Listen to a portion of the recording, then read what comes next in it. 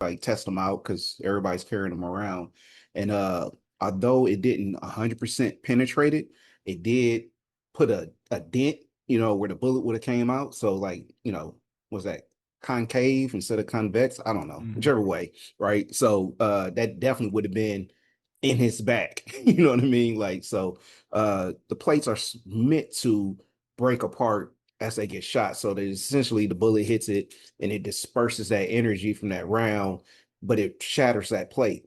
So the more you get shot, the more that plate's going to break apart. So he theoretically could be fine as long as it's hitting in multiple different places. But if they're hitting that same point, like one of them going to penetrate for sure. So uh yeah, I mean, that's the basic science education of the wearing plates. Does it matter how like the distance that you are when you're shooting those plays? Like he got shot in close range.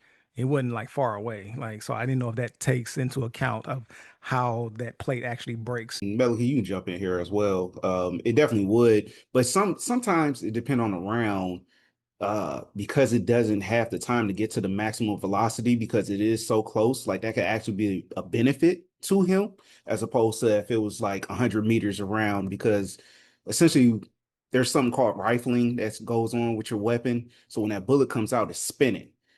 But sometimes like the faster it spins is going to depend on the length that it travels and all that type of stuff. And then there's also like when it first comes out, it goes up and then it'll eventually drop back down. So there's a whole lot to it that could play a part into being shot close range versus being shot from a distance, especially if it's like a rifle as opposed to a handgun.